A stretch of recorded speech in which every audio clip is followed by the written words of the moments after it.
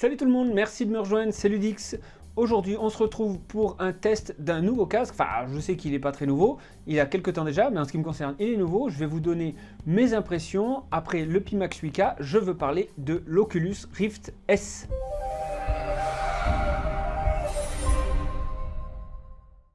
Donc, j'ai testé plusieurs jeux, on regarde ça ensemble et on se retrouve après pour mes premières impressions. On commence avec un des titres les plus populaires, Beat Saber.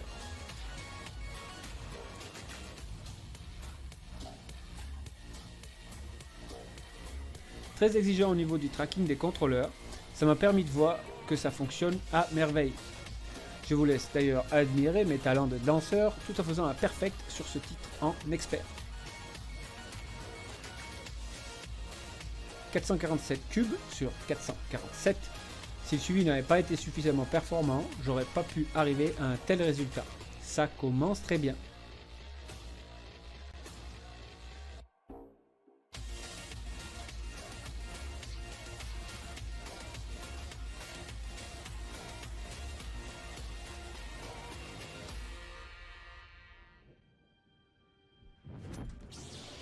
On reste dans les sabres laser avec l'épisode 3 de Vader Immortal.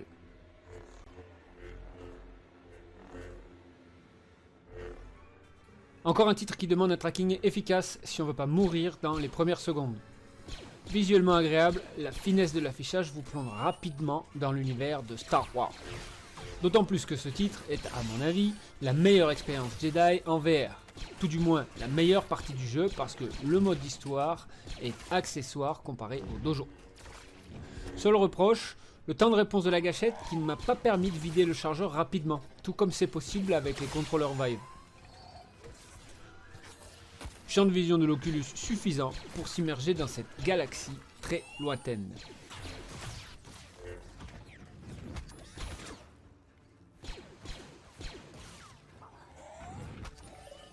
Ce qui me permet d'enchaîner sur du combat à l'épée avec Blade and Sorcery, très prisé des joueurs. Et à juste titre, car la mécanique du jeu cherche à être la plus réaliste possible. Ce titre ne m'avait pas plus accroché que ça avec le Pimax 8K, de par son temps de réponse qui m'avait semblé un peu exagéré. Et ce malgré plusieurs réglages expérimentés. Sensation totalement oubliée sur l'Oculus, ce qui en a résulté une immersion instantanée. Bien qu'ayant déjà pratiqué le combat à l'épée il y a de nombreuses années, je suis un gros novice dans ce jeu et la découverte est totale. Je n'ai pas du tout ressenti le champ de vision oppressant et la qualité visuelle est au rendez-vous. Contrôleurs réactifs et avec leur petite taille permettent un positionnement des mains relativement réaliste.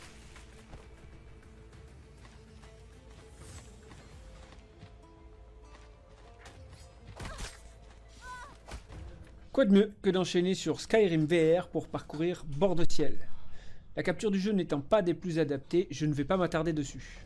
Si ce n'est pour dire qu'il est visuellement bluffant et l'image dans le casque est en fait bien plus jolie que celle qui s'affiche actuellement sur votre écran. A noter que se mouvoir à l'aide d'un stick est effectivement des plus optimales et instinctifs.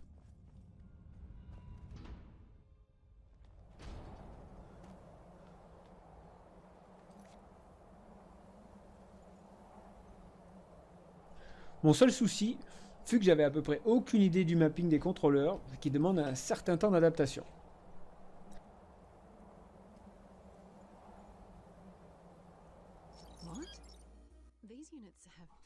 Un bond dans le temps nous propulse ensuite dans Espire 1 VR Operative. Slowing down relative time with Aspire Instinct, we only ever had that down on paper.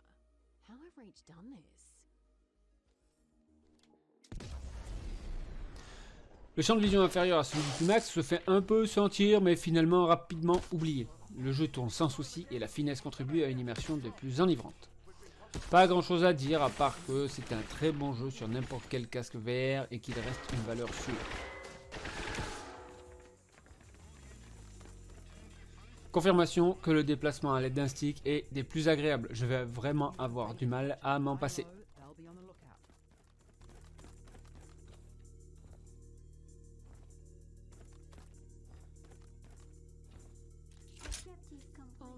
Electrical surges are causing mayhem around the Retour en base. arrière avec du tir à l'arc sur un des plus beaux jeux du genre, Indes.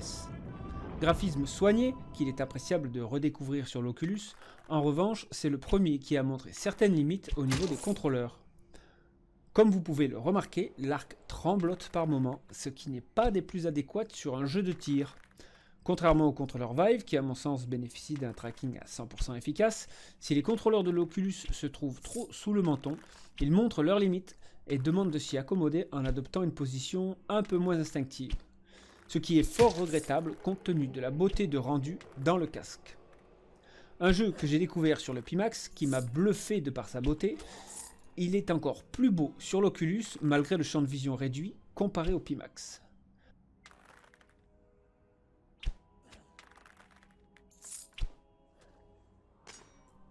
Peut-être demande-t-il un temps d'adaptation afin de ne pas positionner les contrôleurs d'une manière qui les contrarie.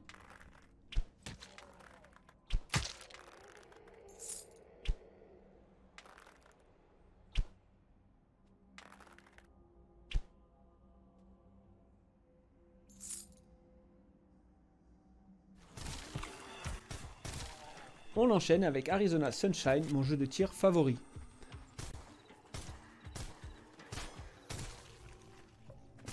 Étant relativement habitué à ce jeu, je me suis rapidement rendu compte de la différence de finesse lors de la visée avec un fusil, où le visage des zombies restait net même à distance relativement éloignée.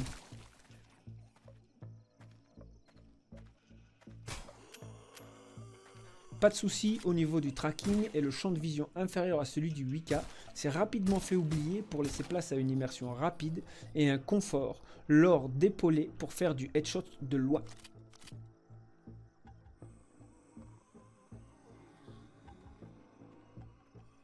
La capture lors du tir au fusil est de travers et il m'a fallu m'habituer à l'inclinaison des contrôleurs, différente de celle du Vive. Je vise donc comme un Stormtrooper.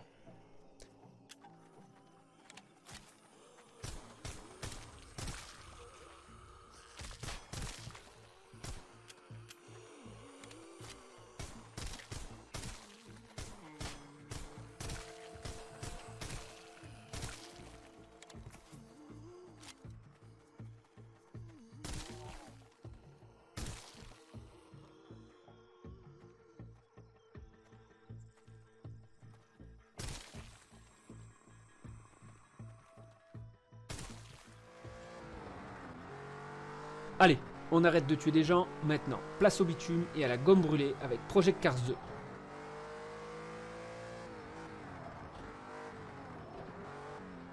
Toujours le même discours en fait, je vais me répéter, mais malgré un champ de vision inférieur à celui du 8K, le jeu est vraiment immersif.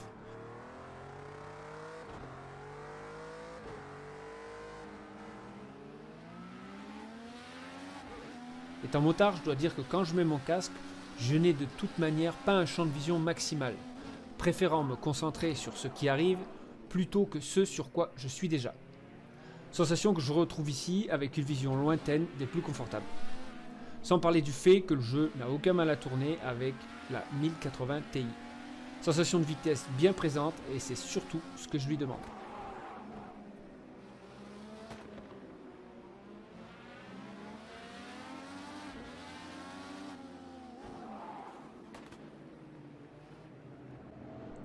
Sur le 8K, mon préféré, c'était Assetto Corsa. Bien que les couleurs soient plus prononcées et peut-être une certaine netteté de près, je le préfère sur le 8K. Non pas qu'il ne soit pas superbe là non plus, mais tant qu'à faire, autant profiter d'un champ de vision plus grand. Titre qui reste malgré tout un incontournable, d'autant plus qu'il tourne sans souci, ce qui était déjà le cas sur le Pimax.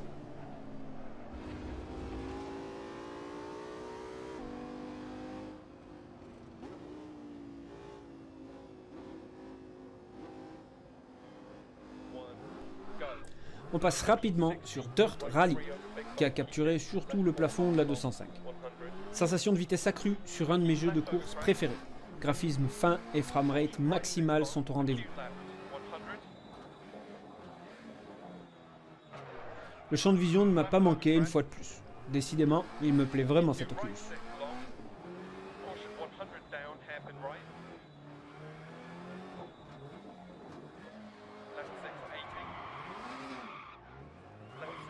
Pour continuer, Dirt Rally 2.0. Et là, c'est le drame. Le jeu tourne bien, mais très aliasé. Il reste joli, mais celui-là aussi, je le préfère sur le 8K, avec des lignes beaucoup plus douces et son champ de vision large. Pas moyen de capturer un seul œil à la fois, je ne vais donc pas m'attarder sur celui-ci.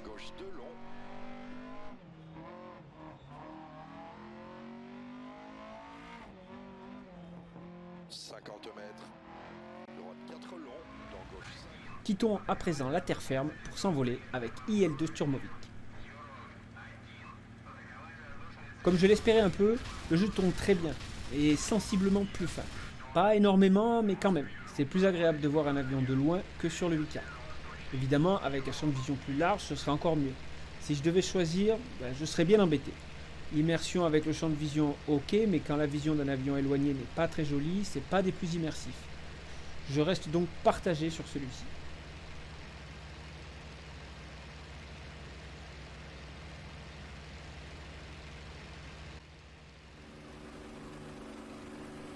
Passage obligatoire sur Digital Combat Simulator. Et là encore, l'aliasing est au rendez-vous.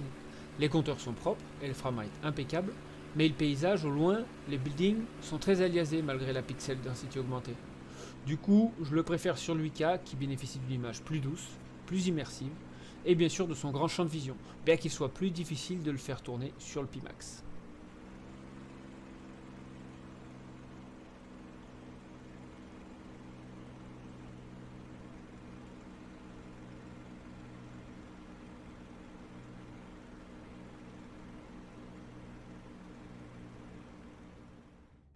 Et pour finir, prenons encore de l'altitude. Beaucoup d'altitude avec Elite Dangerous.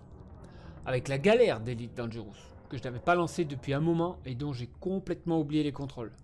Je vais donc pas m'attarder parce que ce fut un véritable cauchemar. Tout comme la vidéo de Up is Not Jump qui se nomme Elite Dangerous VR is a Real Nightmare.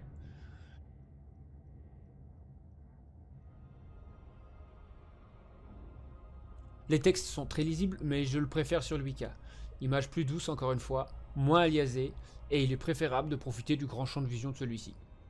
Il tourne facilement sur les deux, donc le Pimax est mon préféré pour Elite Dangerous, si tant est que j'ai le courage de me replonger dans les commandes.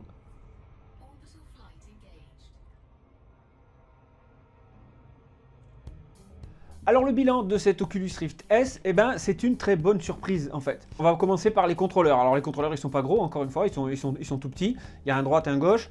Ils sont très légers. Le seul point faible, moi, que j'y trouve, donc, ils fonctionnent sur pile. Et la durée de vie de la pile, elle n'a pas l'air énorme. Donc, je vous recommande d'investir dans des piles rechargeables, histoire de ne pas avoir à acheter un stock de piles énorme. Ils sont très légers. Ma prise en main est très bien. Le stick pour se déplacer, en l'occurrence, donc, dans les jeux, pour se déplacer ou pour tourner, c'est vraiment génial. Moi, vraiment, je ne vais plus pouvoir m'en passer. C'est vraiment bien. Je comprends que sur l'index, maintenant, ils soient partis sur un stick en plus sur les contrôleurs. Le suivi de ces contrôleurs, en fait, c'est super efficace.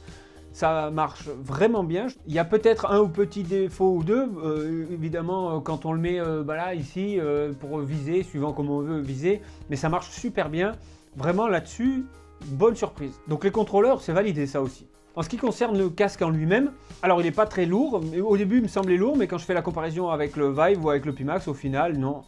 Il est plutôt bien équilibré, une fois qu'on l'a sur la tête, il n'est pas du tout fatigant. La sangle, elle est évidemment réglable. C'est une sangle rigide. Au premier abord, ça me semblait un peu pas très confortable, mais en fait, on arrive à le garder un long moment. Parce que rien que les jeux que j'ai testés, ça a pris pas mal d'heures en fait. Et c'est pas plus fatigant que ça, non. Au niveau du confort, c'est très bien. Le câble qui l'accompagne, lui, il est suffisamment long.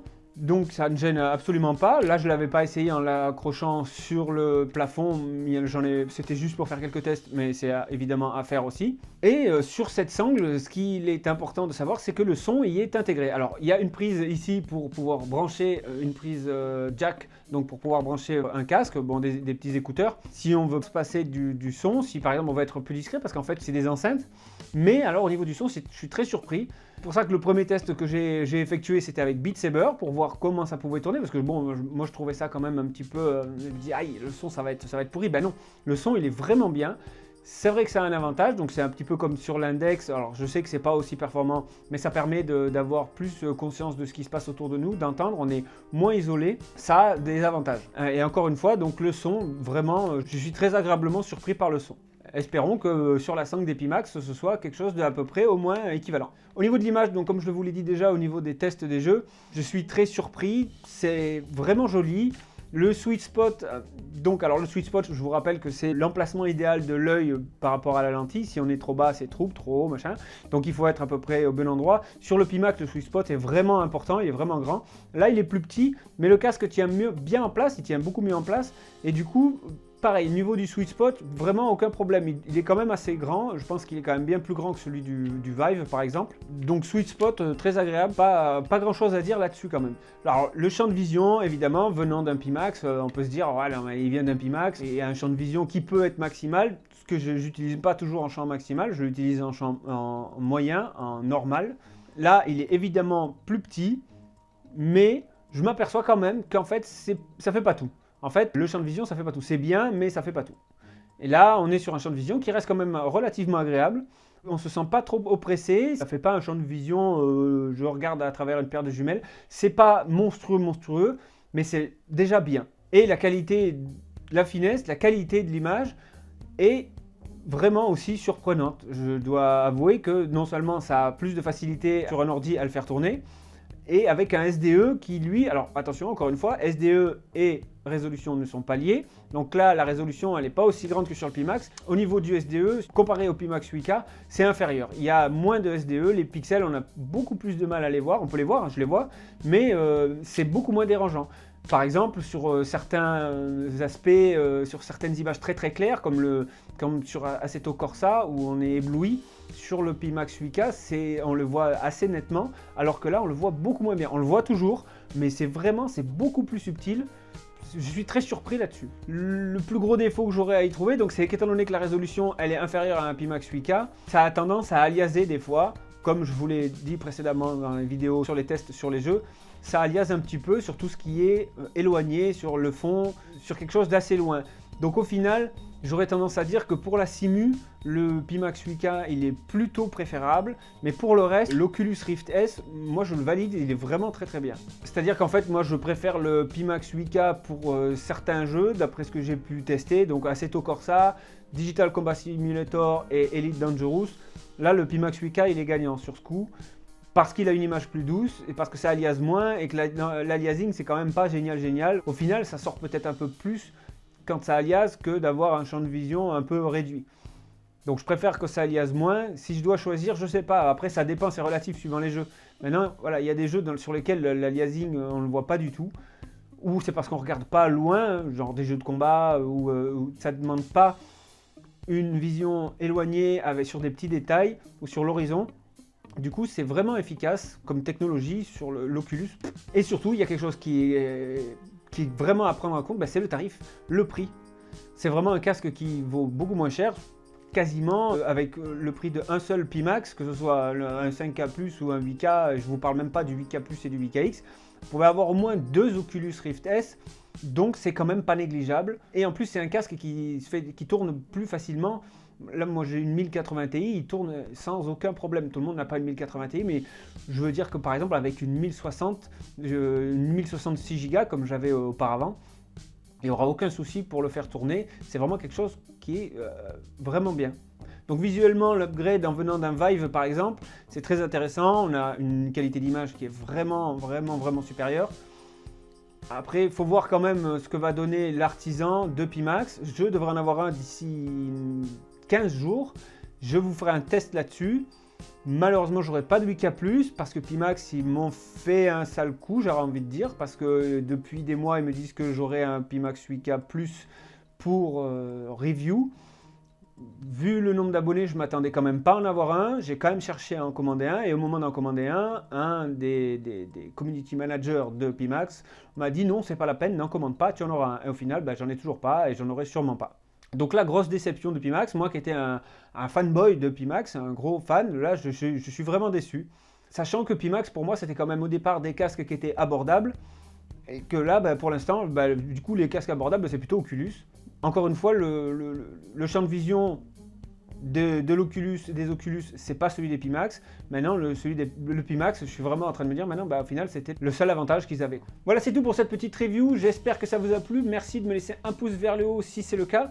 Pensez à vous abonner pour ne pas manquer les prochaines vidéos. Je vous remercie. Je vous souhaite une excellente VR. Je vous dis à très bientôt. C'était Ludix. Ciao!